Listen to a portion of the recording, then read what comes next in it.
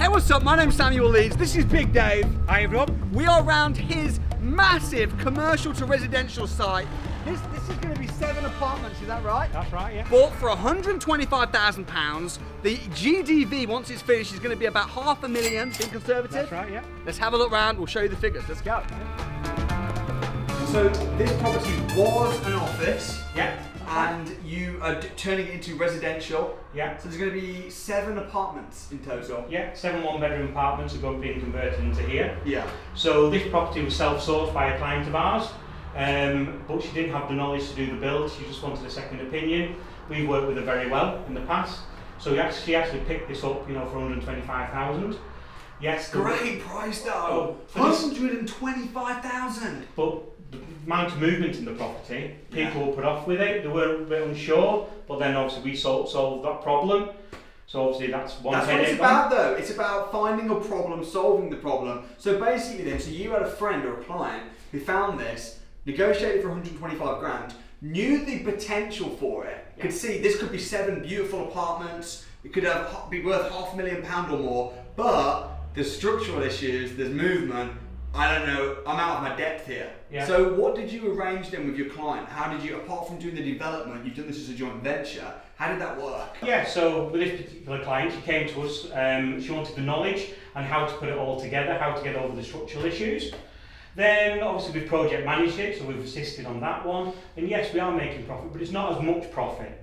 Okay, so we make a little bit at the end, but then with joint venture just made a bit of an income every calendar month on it. Sure. So we just got ourselves into a bit of a rent. So but that's where you're smart though, David, because most builders will just want to be, they want to charge their fee and then move on to the next job. What you're doing is you're continually building for yourself a passive income on top. Yeah, it's all about, it's thinking outside the box. It's that's what I like to do. Yeah, I do like using other people's money as well as mine, but yeah, it's think about logically how we can give back. Best joint venture partners really is where you can help each other, and once you've got that relationship, you won't go far wrong with it. Are you very interested in passive income? Is that something that you're building? Yeah, definitely. But most builders don't get that. No, it's passive income to me. Yeah, your business is earning money.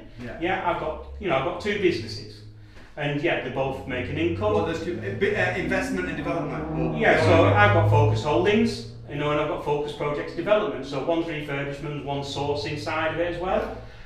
So they marry quite well, and then I've got my own portfolio as well to one side. So it makes a nice little pot. So your companies are making you an income, but also you've got a passive income coming in. Do you ever do, I'm sure you do, deals? Because I've often looked for builders to do this kind of thing with. Where I've got a project, the builder will come in and do the refurb, and instead of me having to pay for builders, they'll do it and they'll pay for the materials, but then they'll just have a stake in the property forever. That's right, that's another way of doing joint venture. Why don't more builders do that? God knows, I haven't got a clue. It's like you say, if I was a builder, I would be solely doing that. I'd be like, look, I'll work for free. Yeah. I'll work for free, but I want a stake in the property. Yeah, it's, joint ventures, builders to me, tradesmen, yeah, I'm a tradesman myself, but it's very few and far between that actually open their eyes and see the potential in a property. Yeah. They have to, it all comes back to education. If builders got educated properly and they knew what they could do and achieve, well, to me, why not? You go and do that kind of thing. Do you think as well, a lot of builders, they're really good at the trades side, but they just don't know how to actually think like an investor, and they're making money, the entrepreneur side, they are missing. Yeah, a lot of businesses, especially with tradesmen, I fell into the trap myself, where you're very in your business, you're working in your business, so yeah, you're very heavily working on tools, you're building things, and they don't have time to think of other incomes because they're too busy in the business. This is the last one to be done, so obviously the last bathroom's being tiled now in here. Bit of a holding room, obviously we've got all health and safety up, so your first aids which you need to, but that's always a good sign of when using the right contractors. Make sure they've got the right stuff, as in they've got the health and safety in place, they've got your first aid lined up. If you walk onto a site and you feel a bit iffy, usually 9 times out of 10 they're not the right contractor for you, so it's just like little things like that. And what's going to be in here? That's the bathroom. Bathroom? Yeah. So it's all coming together. So this is a complete like re-gutting kind of job. Oh, it's really. gone back to near enough brickwork in some areas, yeah. I mean, it's been how long of a project? Like 6 months? Yeah, so we got planning approved in December. Yeah. Obviously, it'll be just before the Christmas break, so we're doing site preparation on that one. But work started at the back end of January on this development. So now what we're in, coming to mid-August. Yeah. So we're looking mid-September. It doesn't look like it, but no, I can see that this is almost ready. it's nearly there. And so this is one of the roughest. The others are all. Yeah. So, but once you've finished, if you pull out all your money, even if you have to leave in 10 grand, you've got 7 apartments. I know we'll talk a little bit later about how you're going to rent those out, but you're going to rent those out very nicely. So this is a great little deal, really. Yeah, it's all come together and knitted quite well in this, but it's. And when you took this place on, it was offices, wasn't it? It used to be a pub, and then it went to offices, and then the office company just went under and decided to sell on. No one was interested. Weren't even on the market. There was an off-market deal. This one. But people weren't interested because the major subsided to they didn't know what they were attacking, shall we say. So with the right people and the right connections, it's all about your network, what you've got. Once you've got your network, you can put anything back together. And with subsidence, people not wanting to touch it, that's where someone like you, who's got the knowledge, the experience comes in, because as a successful property developer, it's about finding problems and then thinking, well, how much is it going to cost me to fix that problem? Whereas most people see a problem and they'll either run or get burned by it. Yeah, so it's like through my company anyhow, it's like I've got a little saying we don't have problems, only solutions. Yeah. Sounds really corny, but it's true. It's all about the network of people you've got. With my network, which I've got, we're a team. There's no individuals, we're a full team. So everyone takes the credit of the product at the end, and that's the way it should be. That's great. All right, show us more. Yeah. So it's what, literally all of these, 1, 2, 3, 4, the whole building, right? Yeah, that's right. Nice. Dude, I can't believe 125. That is absolutely, and we're not in a poor area. Don't get me wrong, it's not the best part of Ashland-under-Lyne where you're based, but it's the up and coming, lot of regenerations going on around this area. Great. All right, Yeah. take us round. So obviously down What's up here? Is that another apartment? So up there's another apartment. So this where we can see these little dots. Yeah. That's where it's been underpinned. So Okay. this is the elevation. To get rid of all the structural problems. Yeah, that's right. So all this got, Yeah. so stage by stage it got dug out, underpinned and so forth. So yeah. So just talk me through, when something's got structural damage, should you run away from that, or I mean, obviously you don't mind. You're happy. How difficult is it to fix something with structural problems? Because I know a lot of people, as soon as they hear the word structural, they're going to run a mile. No, it's all about using your network. So obviously we use a lot of structural engineers. Yeah. So obviously if we see something with a structural problem, then what we'll do, we'll actually invite them down, get a report done, and see how easy it can be fixed. So yeah, it might be a bit of outlay at the beginning, but at the end of the day, the rewards could be quite good as well. So it's always a bit of a risk with structural. But that's the same with everything. If you've got damp, go and get a damp survey. If you've got Japanese knotweed, go and get an expert to go in. And you might lose a few £100 because it might be, it's terrible. But I'd rather lose a few £100, but then make tens of thousands of pounds in the deal itself. Yeah. So obviously, as you know, we do many things within our business, and we have a pot of money. So yes, okay, with any investment, there's a risk. But at the end of the day, it's minimising your risk. But I prefer spending an extra £2,000, £3,000, £5,000 to get the right survey done. Yeah. To get the rewards. Fair enough, you may get stung and it won't come good. But at the end of the day, it's a risk. It's £1,000. The same as when I see people going to auctions and they don't want to get a survey because they think, I probably won't get the house. But you can't bid on a property without having a survey. It's madness. No. You see, a lot of yourself with a lot of new investors coming on the market. They see a lot of TV programs and they've not been educated properly. Don't get me wrong, I'm all self-taught, the majority of my stuff, but it's all about getting the right knowledge. Fill your head with knowledge and know where you go, but use your network. Your key part's using your network. Yeah, great. All right. So obviously that's all been underpinned on that elevation. So we'll just go upstairs into this flat up here. So is this how they're going to get into the flat, with these stairs? Yeah. So each flat's got its own entrance. Okay. So there's no communal spaces. It's a bit quieter in here, isn't it? It is. So that's what you can tell with the acoustics. Yeah. Are doing the magic. They're doing the stuff. So talk to me, David. Talk to me about the acoustics, because you've done a lot with the sound here. Crikey. A lot of people don't underestimate the value of the acoustics. At the end of the day, if you don't get your acoustics passed, building control won't sign off on it. So you can either make or break your deal. So as you can see, it sounds so minor, because you think, who cares about the sound? But it's not about the tenant. and the rentability is actually, you say about the building control. It is, it's like all our projects have got building control. We use a third party independent company for that. And yeah, you have to think of your acoustics, your fire, especially in these, everything has to be 60 minutes. Some areas have to be, 90 minutes, so it's an hour and a half. It's things like that where people don't really pay enough attention to. So it's like I said before, as you feel on the floor, it's a bit foamy, that absorbs impact. It's nice. Yeah. So what we have to do as well is, when it comes to this stage, when everyone's off site, I'll shut the site for 2 days. Then I'll get an acoustic testing company to come and do their bit. Now what they'll do is called a tap test. So basically it's like a hammer hitting the floor, and they'll go around with a monitor to see how much noise is coming through. So that's what they'll do. So they'll work all the numbers out saying yeah, it's passed, and then that'll do for me. As soon as I get that certificate, squeaky bum time's over for me. I've done my job, so that's it.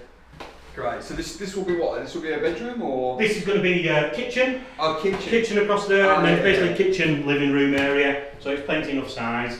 So in Tameside Council, where you are at present, 1 bedroom apartments have to be no less than 37 square metres, which is more than adequate.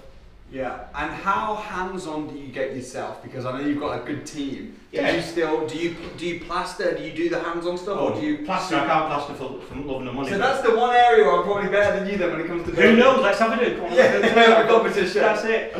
But no, it's I'm a joiner carpenter by trade, and I do Saturday. Just gone hours helping the lads because the job will be behind. I'm not scared of getting my hands dirty. Christ, this is me. What you get is what what you see is what you get with me, and it's all good. What do you enjoy more? Do you enjoy the investment side more? Because I know you're an investor as well as a builder, developer, or do you prefer the actual seeing a project come to fruition? Like, what is it that really makes you tick? I like seeing the end product. So this, when I saw it at the beginning, and then to the end result, in a month's time or 5 weeks' time when we get it completed, that's when I'm like, yeah, that's when I take pride. That's when I turn around and say, look, every credit goes to the lads, we'll go out for a few drinks, something to eat, just to say thank you very much for all the hard work. So that basically seeing the jobs come together, working with investors, it's like every investor is different, and we only work with a select few. We don't work with everyone because we can't please everyone. So we're just quite happy just working with a select few. So where people go out and interview contractors, I was thinking, okay, well, what work can you do? And you go and see their work. I do exactly the same to an investor.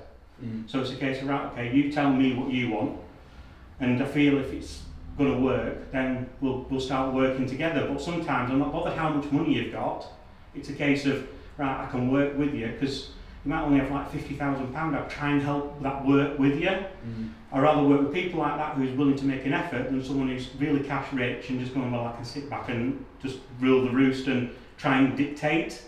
We're going to clash very soon. So basically it's like a marriage. That's the way we work. So I've seen a lot on Facebook. Yeah. I've seen you do, because you must post on the Facebook group and on the Academy group. I see all the time posting another deal. But it's all about getting, it's all about getting the brand, getting the name out there. That's why I do it. Yeah. I'm not the most photogenic. Yes, I am overweight, and what you see is what you get with me. But a lot of people appreciate that. We're based up in Manchester, yes, and people know I'm just a straight talking northerner. You're a big guy with big knowledge and a big heart. Well, I wouldn't say that, but every day's a learning day, isn't it? Well, yeah. No, but I don't think I've come across anybody on the Academy that's doing as many deals as you're doing, and albeit sometimes they might be for clients, but it's impressive, and that's why I wanted to interview you and get you on the channel, because I think I don't know anybody that would be able to spend a day with you and not learn a lot about property. Yeah, we've got this one, which is at the moment it's our biggest one, and we've got 3 going through sales at the moment. So we've got one literally up the road, which is like 2 miles away. Yeah. That's going to be converted into 6 bedrooms, 6 all-en suites. That's going through a sale. Then we do a lot with the social housing, where we get long leases attached to them. So basically it's a full hands-off investment. Talk to me about social housing. So I know some of your investors that sometimes have got big hearts and want to help people. They want their houses to be socially housed, to help vulnerable people and people that might be on the poverty line. But also as a business strategy, it's not really a bad strategy, is it? No. So I've got, with my portfolio, I've got a couple of social housing underway as well, and they're all signed up on like 7-year leases with a bolt-on of an extra 3 years. And basically, all you see every month is just money coming in, ticking in. So it works really well. I personally feel it's a good strategy, especially over the COVID situation. You may have a lot of landlords out there who's come a bit unstuck and they've taken a bit of a hit on the rent, or they've got a lot of voids. I've always shouted to my clients, look, social housing, it may not be the best returns in the world, but if you want continuity, happy days. The thing is that you say that, but it's not even bad returns. Like, I've had some of my HMOs, and I'm actually making just as much money renting them out room by room, but to the government as social housing, than renting them out to professionals. Yeah. So you've got such peace of mind. Mm-hmm. So we work with a government-based contractor. Yeah. They come to us and say, look, okay, this area is open, go shopping. So what we do is go source a property, what's going to pass a number of checks, then marry an investor up with that, and then we get the development work as well. This is where I've been this morning doing a handover over in Liverpool, a handover yesterday in Crewe, but I've got now another 2 started in Crewe. So to me, I like social housing because you're giving a bit back, but at the end of the day, it's continuity of money coming in, and it's a full hands-off investment. And it's great at the end of each month to see that money keep on ticking in. How do you feel that you are giving a bit back? In what way? Because I want people to do social housing more. In what way are landlords that give their house up, how are they helping people? So this one, what we're in, for example, this is not a government backed, but it's given to a housing association which is for the homeless. So the time we've finished it, we've finished what we're doing, it's given a house to the homeless people. The other week we did one in Wigan, and that was for the veterans. So same again, that was for a 5-year lease. So we're linked into a lot of these organisations to try and by giving people back, the veterans, the homeless, and so forth. So they're all like relatively decent sized bathrooms. Yeah. But they're good sizes. And how much are you going to be able to rent these out for, these apartments? So we've already got agreed now on this one. So it's all 7 apartments now have been all agreed up for £500 per calendar month. So times 7. It's on a 7-year lease, and it's 7 of them. So what's that, about £3,500? Yeah. That's it. And if you put in all your money out, what are you expecting the interest payments to be on the whole on building? This one? No, on the whole building. So obviously we refinance it, obviously leave 25% in, so we're estimating, I would think, around about 4 to 5%, a little higher than we want, but that's what I would think we're aiming for. Yeah. And the value is going to be about 550, did you say? Yeah, 550. So I'm trying to work out, I haven't got my calculator, I'm just interested, I don't know if you've already done the calculation, but so how much, if you're making £3,500 a month turnover, how much profit are you expecting to be making? Round about 2.6, 2.7. That's good though. And that's guaranteed, 7-year lease, no costs, no maintenance, no management. Yeah. Totally guaranteed. Yeah, but things can change obviously with the COVID situation. A lot of properties getting downvalued, so we're trying to go on the side of caution. We don't over egg things. It is what it is. That's it. Yeah, but still, even if you end up leaving a little bit of money in, it's for 7 years. It's hands off, isn't it? You forget about it, and it's all your maintenance are picked up unless the roof blows off, for example. Mm-hmm. But there's no gas, there's no water, no electric bills to pay or anything like that. So. Also as well, the thing I really like about this kind of project is you're helping people by giving back, by doing it as social housing, but you're also helping the community by turning an old rubbish office block that's got structural issues, that's being used for nothing, and you're turning it into a nice affordable accommodation, which is really good for the economy. Yeah, so obviously this area what we're in, it's not in the best areas, but it's in a regeneration. So across, you may have seen the old forecourt, some new houses are going to be built there. So it is up and coming, especially around this area in Ashton. You're only like 20-25 minutes on the Metrolink, so you've literally got the tram stop up the road, at the IKEA stop there, and it just goes straight into the city centre. So a lot of people forget about this area. This is my little bit of a tip. It's like my little hotspot. So that's where right. Here we are. This is a big place in here, though. Yeah, it's obviously a bit of an open plan kitchen, like living room area. Is that all attached onto the same? Is that the same apartment, or is that going to be? Yeah, no, that's the same apartment. So that's the bedroom through there. So you've got seven apartments, and they're quite big. Yeah, they're all above 37 square metres. 7 big apartments for £125,000. I'm really interested. I'm really curious. I don't know what you can say about this, but in the whole strategy of commercial to residential, and I know we were talking off camera earlier about why it's an exciting thing. Yeah. Boris Johnson easing the planning permission, bringing in more permitted development.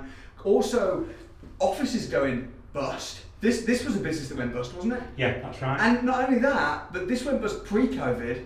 But the amount of companies where they're going to be letting their staff work from home, offices are going to become more and more unused. So talk to me about how you're taking, I know you're an opportunistic kind of guy, that's what you're an entrepreneur. What are you thinking about the whole strategy of commercial to residential right now, and what are you looking to do? So obviously, regarding permitted development, a lot of things haven't been confirmed yet. Yeah. But I think, I would say another 4 weeks' time we'll have a clear understanding what's going to happen. So, if you looked at this building originally, it was completely shot. 9 times out of 10, a lot of people would have flattened it, where you'd have to apply for full planning. With permitted development talks, at the moment it's not confirmed, you could actually flatten it and rebuild it, under permitted development. So as yet that's still not confirmed, but it is interesting times. Obviously through the COVID situation, people have now realised a lot of businesses have gone, right, we can work from home. Yeah. So they don't need these big glorified offices. That gives more opportunities, such as myself. I'm actively looking for more commercial to residentials, but I'll always do it with subject to planning offers. So you don't pay anything up front. You only pay once you've got planning approved. Yeah. So they're the kind of tactics what we do. And how do you lock in that? So if you're putting an offer subject to planning, how do you lock that in so no one else can come along and pinch it before you actually pay? A lot of the estate agents, they may request 10% to be put down, but that is refundable if you don't get planning permission. Yeah. We've done one before where we've paid nothing up front. It's all about getting a good solicitor on board and working with both parties. Communication is the key. If you haven't got communication, you might as well give up. So yeah. What do you think? You know me. You know that how I think about property. I always say property. I think it's a people business. It's all about communication. It's about relationships. You being very feet on the ground, having builders, being a builder yourself. What do you think about that? Yeah, regarding especially in property world, it is a people business. It's like I said before, it's all about the network.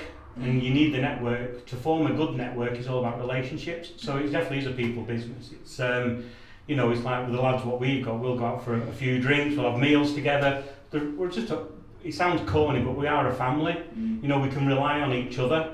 The lads are very reliant on me that I keep on giving them the work, they keep on producing good quality, and it's just a big cycle what goes around. We keep on producing good quality projects, we're going to get more business. What's your biggest challenge at the moment? I think I know what you're going to say, but what's your biggest challenge? At the moment, on the development side, is the materials, but one thing what we're struggling on is stock. I thought that was what you were going to say, lack of properties. Yeah, especially right? Lack of properties, because we've got a number of investors, yes, and they're hungry to buy. Yeah. But a lot of things at the moment are overvalued. COVID at the moment, market value's gone sky high. Yeah. We've noticed an increase. My personal thoughts are in November, I think we'll hit a bit of a downturn. Yeah. That could be the time to start, spending your money. But I'm saying that though, I'm buying one at the moment. So I'll never stop buying. No. It's knowing the right opportunity to do it. Some people do that. Some people are constantly saying, I'm going to wait. I put a video out on YouTube just yesterday where I was saying I actually think there's going to be a bit of a crash on the property market in 2021 because we're in a recession right now. Property is always the last thing to get hit. So I do think property prices are going to drop. We're in a mini boom right now, which is being manufactured by the government. So, but at the same time, and it sounds like a bit of an oxymoron, I still think it's a good time to buy because people that hold off and say, I'll wait for the perfect time, what's going to happen? You're just going to leave the money in your bank, or there's no perfect time? No, there's not. But it's, in my opinion, every time is a good time to buy. It's knowing the right things to buy. Yeah. It's okay, you can go buy something completely overvalued and above market value, and it might be a bad deal. But it's like, I've got one going through a sale at the moment. It's only in Widnes. It's only a 3-bedroom terrace property, but I've picked it up for really good money. Mm-hmm. And that's just long term. I'm all about long term. It's steady cash flow, long term gain, and it builds a nice healthy pot at the end of it. Yeah, that's great. So this is apartment number 3, right? Yeah, that's right. You've got 7 apartments in total, but you've got 8 electrics. So what's the rationale behind that? Yeah, so a lot of people they overlook it. So in this area where we're stood, this literally metre by metre square, this is going to be like the communal space so everyone can access. Yeah. So you know the water meters, the electric points, the gas are on the other side. How many water points are there? They've got 7 on there. But then 8 electrics. Yeah, because what you've got is a landlord supply. Yeah. So yes, it's a block of flats. Yeah, everyone's got its own entrance. But here, who's going to pay for the lighting, the smoke alarms? We've got outside lighting for the car park to make it safe. You know, CCTV's going up as well. Yeah. So that kind of thing. So obviously, what's that going to run off? Is that going to run off a flat? So they have to pay for it. So you have to have a landlord supply. So people do overlook that and they forget about it. But if you overlook it though, it's going to end up costing you more money, really, isn't it? Yeah, it's getting utilities in is a very slow, tedious job. It doesn't happen overnight. And you have to start getting things organised from day one. As soon as you get the keys, you need to action utilities. Because 9 times out of 10, it'll take you 6-7 months to get everything finished. We're still waiting for the meters to be installed properly. You know, and that's going back 6-7 months ago. Takes ages. Yeah. One of the things my biggest advice to people that are in property, not just property development, property in general, is things take forever. Yeah. You need to have and I'm not a patient person. I'm very impatient, but in property, you just need to just expect things to take forever. And when the ball's in your court, you got to knock it out fast. Yeah. But when it's not in your court, sometimes you need to chase, but sometimes you just need to be patient. Yeah, but I want to add as well on this one, yes, it is a block. Yes, each one has got its own meter. But also we can do it as a title split later on, so for whatever reason we can sell them off individually. Yeah. So you know you can get one big meter in, then everything gets fed off that 1 meter, but then everyone takes a share in each apartment to basically pay for it. Yeah. So that's where we foresaw it and do a bit of a title split as well. So we've looked at it. That doesn't help Amelia, does it? So yeah, we've looked at it and tried to safeguard our clients as well as ourselves. Say, look, we can title split these at a later date. Yeah. Yes, it's cost a little bit more, probably an extra £2,500-3,000 to get all the utilities in, all on separate meters. Yeah. But in the long term, it's given us another exit. How easy would it be to split the titles? Because you've already got planning for 7 apartments. Yeah. So if you wanted to sell off each 7 apartments, Go to your solicitor. right? Yeah. And it's just straightforward, easy. It's straightforward. They'll split it up with the help of the architects. Obviously, they'll do each layout of each apartment. Go to the solicitors and they'll work their magic. And because you've done things like this, yeah, it makes it much easier. that's it. Yeah, just safeguards everything. Although I assume you're not planning on selling them off anytime soon because you've got a 7-year lease. That's it. 7-year lease is attached to it. So passive income all the way. that's it. So obviously there's no gas to pay for, no water, no electric. This is going to be taken over by a housing association. It saves them as well on management because everything's in one area. They don't have to go around. So yeah, it's a win-win really on this one. Question: would you rather give you £1 million in cash today, or £75,000 a year in passive income for the rest of your life? I'll go for passive all day long. Most builders would probably want the million. Yeah, it's not logical to go for take the big money quickly, but in the day before you know it can go and blow that within 24 hours. I like that continuity of money coming in. £1 million in cash today, or a penny today that doubles every day for the next month. Yeah, it's same again, isn't it? It's you just take the penny, wouldn't you? Right? You take the penny, because a penny that doubles every day for a month will end up being more than £1 million considerably, which is just shocking. But that's, to me, it's all about the mindset, isn't it? Yeah. It's like if you're just focused on money and quick money, you'll go for the million. But in property, it's a long game. It's not a quick fix. Yeah. And they just have to take the time. And I always go for the lower amounts and just get more of it. Do you normally hold on to properties, or do you often develop and then sell them, or do you often hold on to them? Me personally, I hold on to mine. Yeah. That's my game. To build my pension pot up. Yeah. That's what it's all about. But some people do flip it. To me, in this current market, it's not time to flip. Especially up north, it's not. Yeah. Down south, you may get a good one, but no, I like to keep hold of it. I think you're quite a different.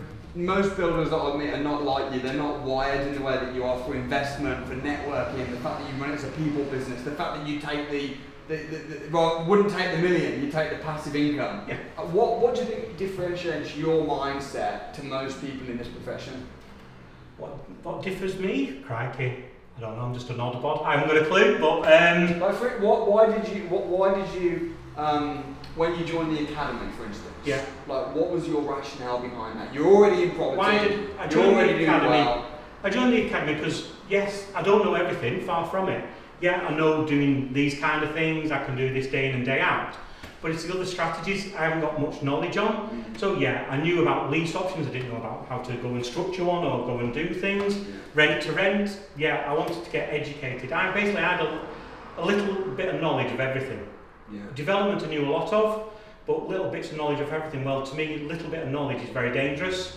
So you need to get a lot more knowledge, then you can start drawing your own picture. So that's why I joined the academy. And to be honest, out the academy, what I've benefited from is actually the network of people. Some great guys on there, you know, it's David Taylor, you may know of them, Blackpool. So we met up for a coffee the other week.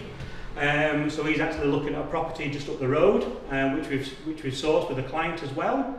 That could actually GDV around about 1.7 million, because that's too big for us. Where David's got the capabilities of doing it, so that's where we just try to marry him up with that, introduce him to the client. So that's very early days. But yeah, it's the network. It's invaluable to me.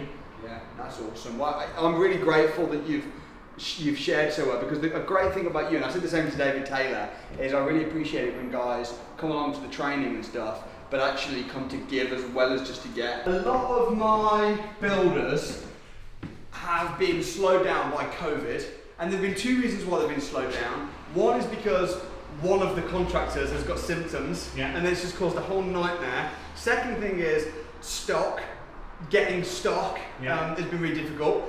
How have you got around that as a developer having a building company? Yeah, it's had its issues. Yeah, the strict procedures which we've had to put in place with health and safety. You know, each morning staff has to come in and basically sign to say, have they got any symptoms, yes or no. If I pick up that someone's got it, basically they're isolating. But fortunately, on the jobs which we've got, we've not. But I've had that many jobs on the go, I've safely put lads on each side, so they're not been interacting as much.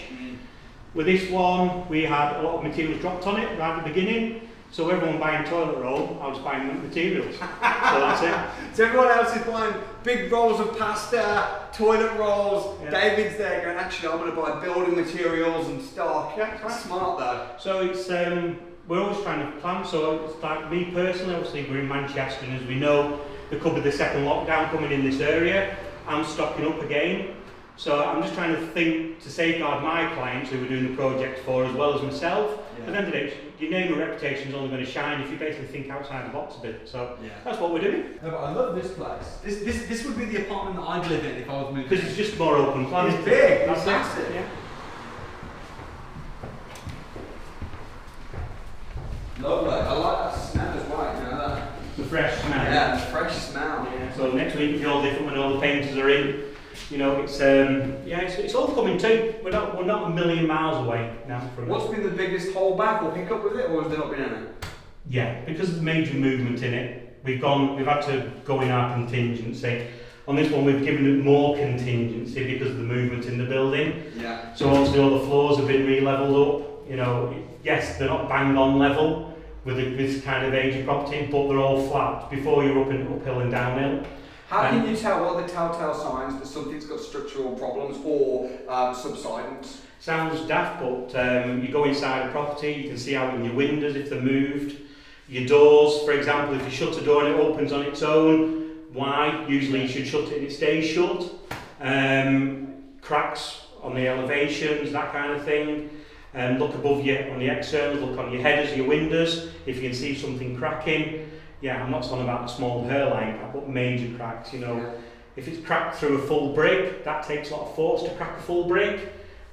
This could be an underlying issue. You know, 9 times out of 10, there will be if you see major movement. And a estate agent's favourite saying is if there's a bit of subsidence, there's a bit, I think it's historical. Yeah, movement. Yeah. It's just basically general movement in there. It's all settled now. Yeah. That's what you get. And yeah, 9 times out of 10, it could be. But then there's always that 1% chance where it may not be. So what do you do if you're a bit unsure, if you feel like you're on a boat, but the estate agent's saying, oh, it should be okay, we think it's historical, just a bit of movement, how do you find out? Basically just go and get a survey, you know. Of course. Get the right people in place and just... It always comes back to this. The thing is, David, I am not an expert in every single avenue of property. I don't know all the building lingo sometimes, but the thing is, it doesn't matter because I've got a really good team. Yeah. So I'll just bring someone in, I'll bring an expert here, an expert there, an expert there. I know you're a bit of an expert, a bit of an all-rounder, but you do the same, you bring in teams. How do you do that? How do you get those relationships and how do you bring in those experts? It's how I got my team together basically is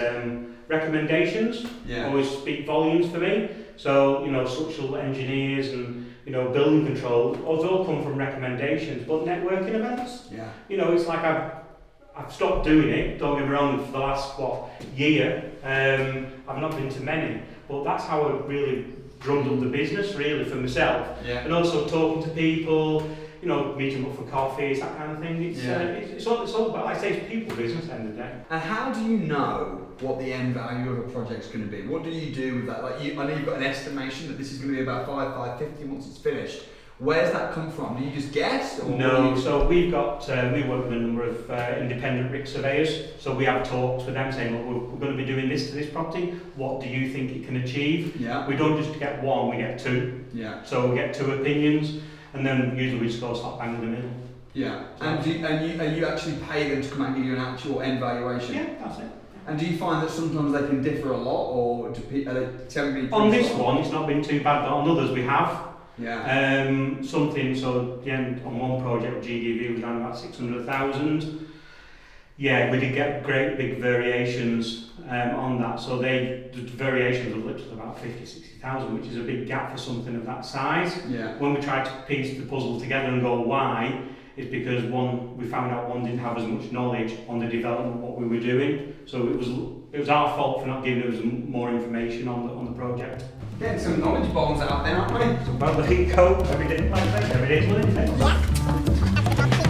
So Dave, tell me, what are the top few things that you'd look for in turning a commercial property into a residential property? What are you looking for? Basically, something like this, I look at the size of the building, what you can do with it. So good size, it always makes me look at it and go, right, that's going to really work. Car park facilities, if it's got a car park, 9 times out of 10 that's going to go through planning quite smoothly. And look at the general area, is it a regeneration area, or is it just going to be a nice little snug, additional 2-bedroom terrace where you can put on the end of a plot? Generally build up a bigger picture, use your network and basically get that team together. And once you've got that, your size, your car park facilities and the area, once you've got them 3 things, you should move in the right direction. And you always say, you talk about the power of relationships, you talk about the power of education. Talk to me about, is this a good strategy that people should be looking at, or do you think this is a very difficult thing that most people should just be staying away from? With this kind of development, it's not not for beginners to go straight in as in I'm going to do that straight off the bat. I agree. Basically, it's a slow process. So how I learned my trick of the trade was basically by simple buy-to-lets. Get a good footing, so basically building a property in effect.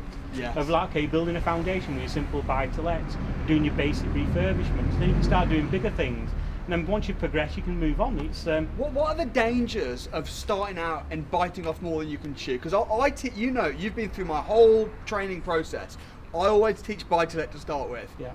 And then we move on to things that are a bit more advanced, BRR, and this sort of stuff. Not that this is massive, but it can go wrong. So what are some of the risks and some of the dangers of jumping into a development on your own with not the right education, with not the right people around you? What could go wrong?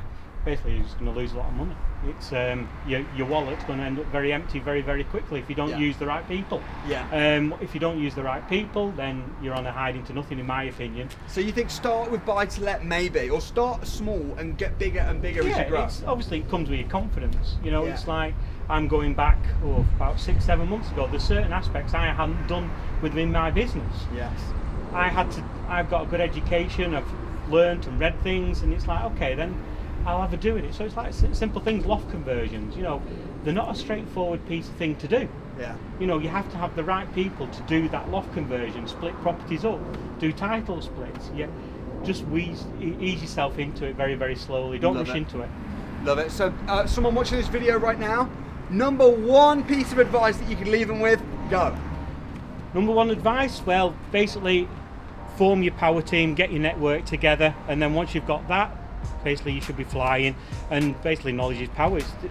It sounds so corny when I say it, but knowledge is the way. I only knew a little bit of everything. yes, I'm not a master, but I know a lot more than I did. It's really easy for people like you that have been in the game for a long time to almost be a bit prideful and to say, I don't need to learn, I don't need to. But I always admire people that can say, actually, yeah, I've been in the game a long time, but I'm still going to go and attend the class. I'm still going to read the book. I'm still going to sit with this person, that person, and pick their brains. And I think that's one of the reasons why you're continuing to grow from strength to strength. Yeah. So, mad respect. Yeah, thank you very much. Good to see you in action. Guys, if you enjoyed that video, please do smash the like button. Don't forget to subscribe. Also, there's another video a bit similar that you might like right here, and you can subscribe right here. I look forward to seeing you next time.